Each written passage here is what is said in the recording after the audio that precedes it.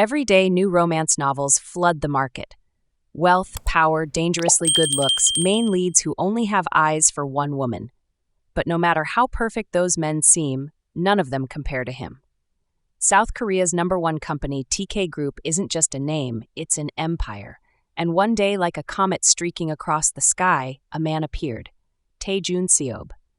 With nothing but his mind and talent, he crushed his competition and secured his spot as the heir. Face perfect, skills unmatched, money too much to count. This guy is a walking, breathing cheat code. We see newspapers screaming something unexpected. Third-generation chaebol's shocking revelation. Taejun chooses love over the company. A young man stares at the newspaper, expression twisting in disgust. He skims the article, snorts, then tosses it to the ground. What kind of nonsense is this? Who cares if some rich guy chooses love? Write about something important. Tae Lee Seob gulps down his drink, slams the cup on the table, and scowls. Why is it always Tae Lee Seob? Every single day, his name is everywhere, like the world revolves around him. He groans, rubbing his temples. He almost died cleaning up that guy's mess, but does anyone care? No. Not that it matters. Newspapers are useless anyway.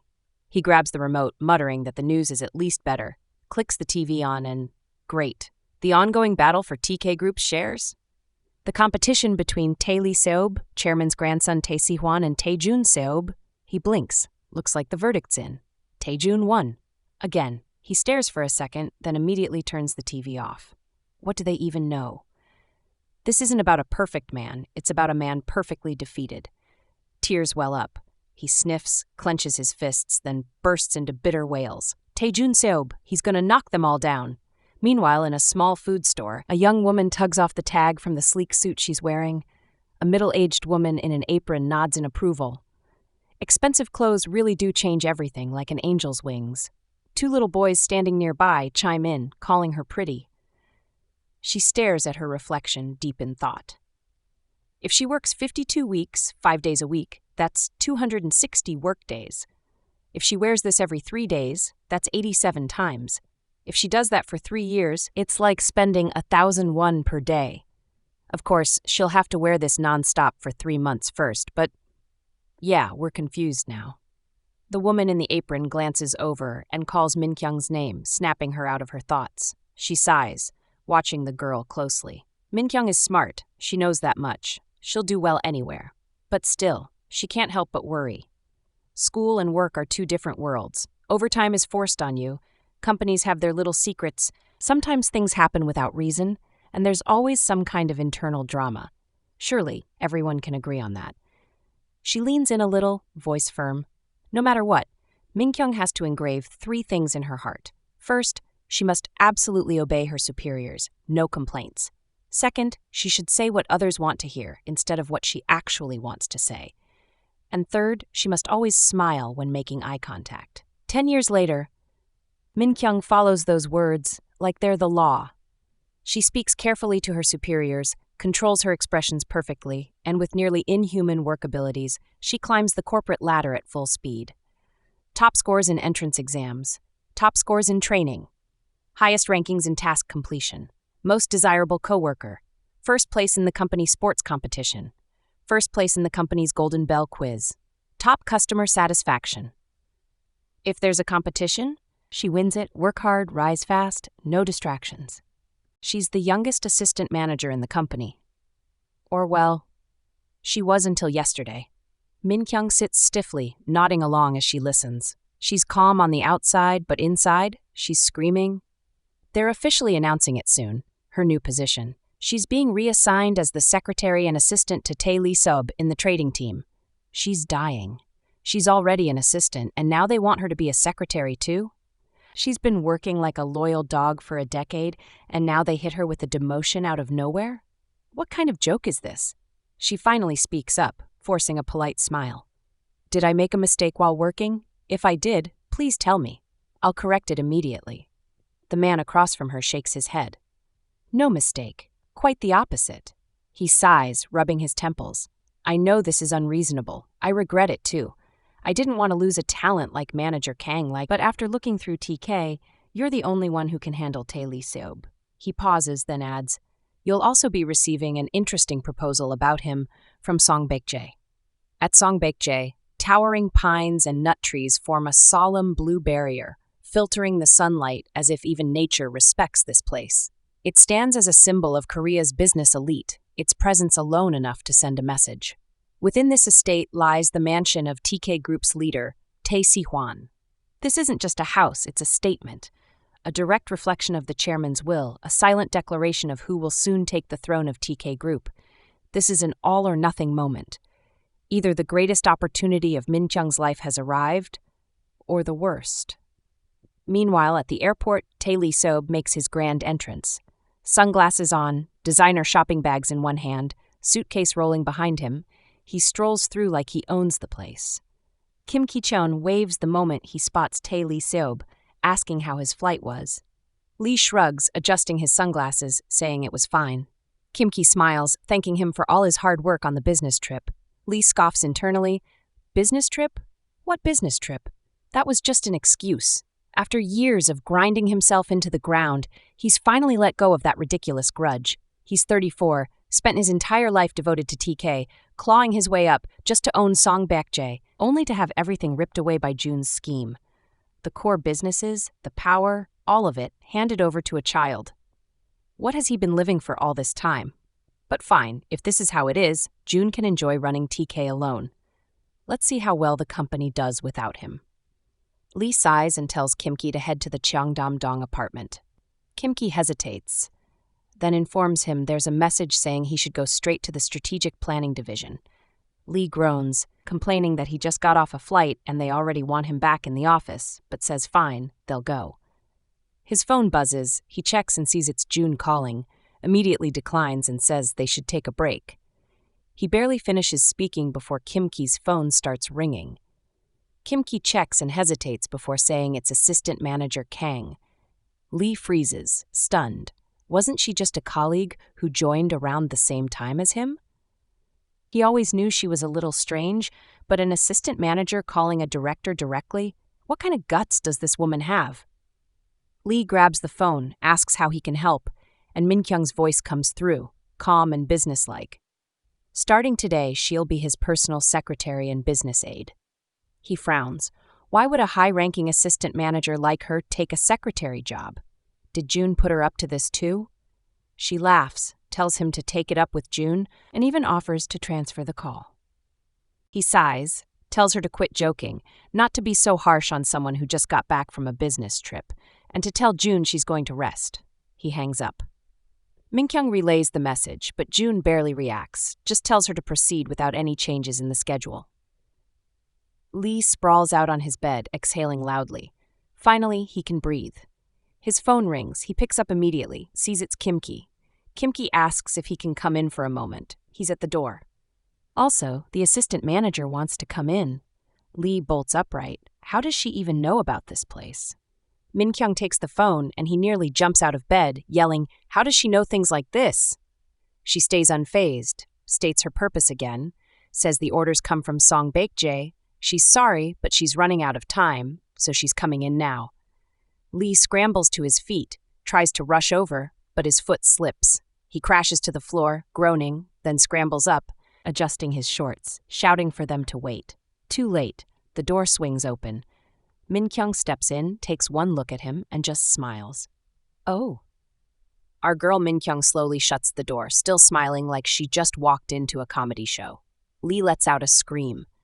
A while later, he finally steps out, now wearing a shirt, looking like he's already exhausted from the day. Minkyung checks her watch, tells him there are only 15 minutes left, and asks if he's ready. Lee sighs. Can't she just do it instead? He's not prepared to go out at all. As she can see, he hasn't even showered. He's starving, and to top it off, he has nothing to wear. Minkyung doesn't even blink. Don't worry about that. She gestures toward Kim Ki, who steps forward, holding a perfectly dry-cleaned suit. Your clothes were prepared in advance. She points to a neatly wrapped sandwich. And breakfast is ready. Lee barely opens his mouth to say he doesn't eat sandwiches before she cuts him off. According to your preferences, we've prepared a ham and cheese sandwich without vegetables, along with an egg sandwich. Lee stares, speechless. Minkyung keeps her tone steady, saying they'll provide all necessary schedules and explanations as they proceed. Lee groans, asking if she's seriously going to follow him around like this, even at home, just because she's his secretary. He reminds her this is his personal space where he can do whatever he wants, rolling around, taking his clothes off, walking around however he pleases. He leans in slightly, asking if she really thinks she can handle that. Minkyung barely blinks and calmly asks if he's uncomfortable because she's a woman. Lee suddenly bursts into laughter, loud and uncontrollable, like she just told the best joke he's ever heard. He keeps laughing, repeating her question in disbelief before asking if she's lost her mind. She just smiles, saying she's relieved to know the executive director feels so at ease with her. Then she reminds him that only 10 minutes remain before departure.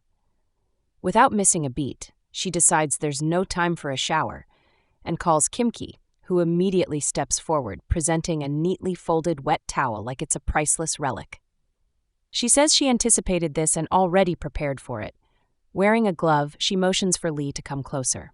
Lee recoils instantly, screaming as he demands to know what she thinks she's doing, ordering her to take that thing away from him immediately. But then he hesitates, spins around, and grumbles that he'll wash up in 5 minutes. As he walks off, his thoughts drift. Minkyung hasn't changed at all.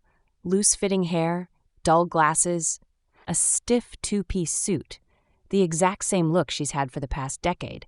It's almost impressive how consistent she is. But no matter how much time passes, he still finds her presence irritating in a way he can't quite explain. When TK Group announced the new trainees of the 53rd batch, Lee sat confidently, waiting to hear his name at the top. He had spent his whole life proving he was the rightful successor, meeting every expectation, never falling short. A prodigy, they called him. But it was all because of relentless effort. Top ranks, honors, perfection. This was his norm. But then the results came in. First place, Kang Minkyung. Second place, Tae Lee Seob. He had never known what it felt like to be second. The moment he saw her name above his jaw clenched, his fists tightened, his glare burned a hole through the back of her head. He didn't know her, but in that instant, he hated her. Now, standing in front of the mirror, blow-drying his hair, he glances at her through the reflection. Of all people, why did it have to be her? He calls her name, voice flat. He doesn't like personal secretaries. She smiles, saying she'll do her best to serve him well. He scoffs. That fake politeness of hers, acting clueless when she's anything but. He's endured plenty of people he dislikes, but this won't work. He doesn't like her. Never has. From the very first day at the training center when they were assigned to the same team, he's despised her. So she should quit while she's ahead. Minkyung doesn't even blink. Instead, she checks her watch and cheerfully announces that they're exactly 7 minutes behind schedule. Time to go. Lee just stands there, stunned. How is she like this? Kang and Kim both flash identical smiles, hands raised like they've just caught a prize. Kang casually reminds Lee that Chairman Tae Si-hwan is waiting. Lee glares, then sighs and strides forward, muttering for them to hurry up. As they move, Kang replays his words in her head. 10 years ago, from the moment she first saw him, she never liked him either. TK Group's prince? More like a spoiled brat in a suit. Inside the car, Lee slumps in his seat, staring out the window with a sulky expression. Kang steals a glance through the rearview mirror, eyes flickering over his face. Then she stiffens, her palms grow sweaty. She clenches her fist. Because, despite everything, his face is exactly her type. A week ago, TK Group President Tae Si-hwan sat across from Kang, his sharp gaze locked on her. He mentioned hearing great things from Director June. Such an outstanding employee, wasn't she? He encouraged her to do her best as Executive Director Lee Seob's assistant. She humbly admitted she still had a lot to learn. Then, with a knowing smile, he brought up her siblings, young athletes in winter sports. If they took after her, they must be exceptional talents. TK Group always supported gifted individuals. At that moment, she understood exactly what Director June had meant. As she stepped out of the meeting, she muttered about how the president's eyes practically burned when he told her to do her best. She shook off the nerves. No reason to be scared. She'd done well so far. Her siblings must have been worried about money, but now, with this opportunity, they could focus entirely on their sports. Just then, her phone rang. It was them, cheering excitedly about their official sponsorship. Tears welled up and slipped down her face. As long as they were happy, That was all that mattered. She clenches her fists, pushing aside unnecessary thoughts. She has to focus. She has to handle Tae Lee Seob, no matter what. Her family depends on it. With that determination, she officially begins her first day as his secretary. Lee steps into his grandfather's estate, greeting him and asking about his health. Si-hwan smiles, saying nothing has changed. Kang watches, stunned. The last time she saw President Si-hwan, his gaze was sharp, almost predatory. Now he's practically radiating warmth. She can't believe it. Is this the same man? There's no doubt Lee must be the only person who can make the president seem this gentle. Then, just like that, the warmth disappears. Si-hwan suddenly calls her name, his voice strong and commanding. He asks if she's doing her job properly. Kang straightens, answering that it's her first day, so she still has a lot to improve. Si-hwan nods but doesn't let up.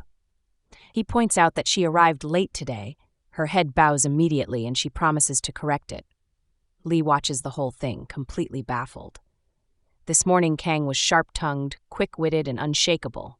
Now she's obedient and quiet.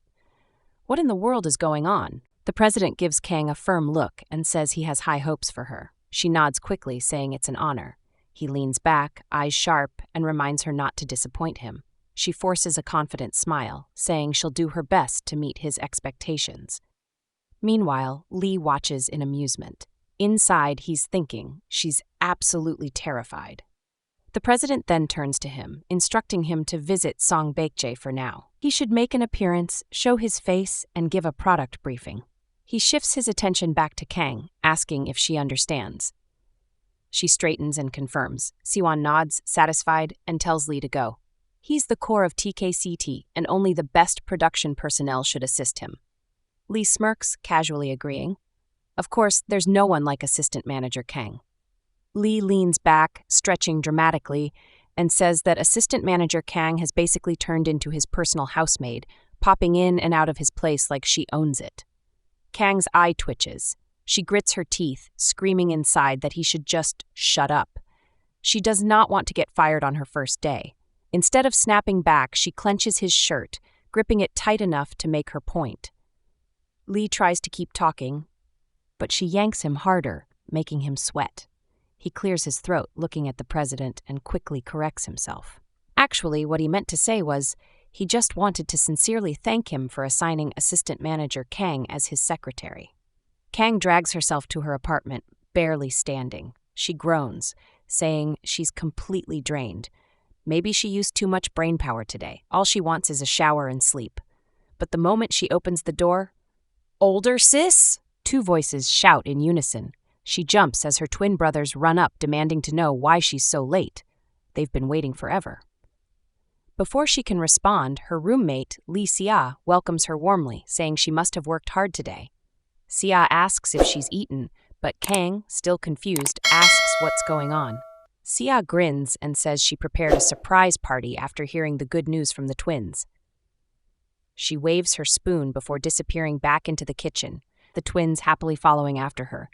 After freshening up, Kang dries her hair in front of the mirror, letting out a satisfied sigh. She looks good. She feels alive again. Seob peeks her head in, grinning. "You washed up? Good timing. Oppa's coming soon. Let's eat together when he gets here." Kang tilts her head, asking if it's Hyun-sung Oppa, but before she gets an answer, the phone rings. Seob checks and gasps. Looks like he's here. She rushes to the door, leaving Kang to follow. The moment she steps out, Hyun-sung calls her name and she stops. A smile spreads across her face. He smiles back. "Long time no see." Hyun-sung greets her with a warm smile, and Kang, surprised, calls his name, asking why he didn't tell her he was coming. He just chuckles, reaching out to ruffle her hair. "You haven't changed at all."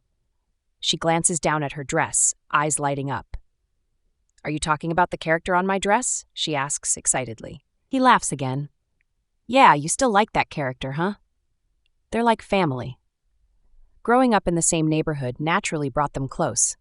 While others were still figuring things out, Hyun-sung had already graduated, gotten into the best university in the country at just 17. Meanwhile, Kang, always a step ahead of her peers, found herself in university younger than most. Through it all, these two were her most treasured childhood memories. Especially Hyun-sung, her reliable senior, the one who always had her back, making the overwhelming world of university a little easier to navigate. Lee Si teases Kang again, saying she doesn't even know the taste of beer, always claiming she's missing out on one of life's greatest pleasures. Kang shrugs, saying it's not a big deal if she goes without alcohol for a day or two, but on a day like this, maybe just one glass wouldn't be so bad. Lee Si nods, raising her drink, saying they should celebrate. The twins getting TK sponsorship, Hyunsong's big opportunity. One of the twins excitedly jumps in, saying getting scouted by Manpi law firm is huge. Is he really back in Korea? Hyunsong nods, saying yes, this time he's assigned to the TK trading team, then turns to Kang asking what team she's on. Kang casually says she started working in the trading team today too, though technically she's a secretary. Hyunsong pauses to confirm, but before he can, Lee Si, acting like a job interviewer, leans in with a playful grin, asking how it feels working so closely with Tae Lee. Kang rolls her eyes, asking if she really has to say it. Lee Si's curiosity gets the best of her, and she starts going on about Lee's background, showering him with praise, saying being his special assistant is basically a free ride to promotion, right? Kang scoffs, saying she'd be lucky not to get fired. The executive director doesn't even like her. They joined the company around the same time but never spoke. She's sure he's hated her ever since the training center. She admits it's mutual, but now they're stuck in this mess together, forced to work side by side in this awkward, unfortunate arrangement. Hyunsong sighs, saying she must be exhausted having to spend so much time with Tae Lee when they can't even stand each other. Today must have been rough, right? Kang nods, saying that's true, but at least she gets incentives for all her suffering. Hyunsong frowns and suddenly stands up, stepping behind her and pressing his hands on her shoulders, massaging them gently. He tells her money is important, but she needs to take care of herself too. She always overworks herself, and that's the real problem. Kang smiles, saying she knows she'll do her best so he shouldn't worry. She looks at him and says he's always so nice to her. If only her boss were even half as nice, life would be much easier. Just then, her phone buzzes. A message from work. She's expected at the office by 7 a.m. sharp. No excuses. She stares at the screen, muttering inwardly. Forget half. Could he at least resemble a toenail? The next morning, Kang is already at Lee's house. She greets him and he immediately says she's 30 minutes late. She calmly explains she arrived on time, but the entrance password was changed. Lee shrugs, saying he really doesn't know why it was changed. Kang stares at him, frustrated. He changed it himself, yet he's acting clueless? Unbelievable. She forces a smile and tells him she's already adjusted the schedule to make up for the delay, so there won't be any disruptions. Lee barely reacts, telling her to do whatever she needs to do. She nods, then smoothly moves on, saying they'll begin today's briefing as soon as he's ready. Lee stretches, saying he's tired since he just woke up. Kang, already expecting this, smiles and hands him a cup. She brought him morning coffee. Before she can say more, he raises a hand to stop her. He only drinks coffee from Kenya, blended in a very specific way. Rich, heavy, yet light, with a special taste. This, he gestures at the cup. She can just pour it down the drain. Kang's smile doesn't waver as she nods, saying, "Of course, I'll pour it right out." Then she moves on, ready to start the briefing, but Lee interrupts, saying that since the schedule was delayed, he'll rest a bit more. He's already lowering himself into a seat when she casually mentions that Director Jun is waiting for him. Lee freezes. Then he sighs, saying he never should have woken up this early. He won't go. She should cancel the meeting.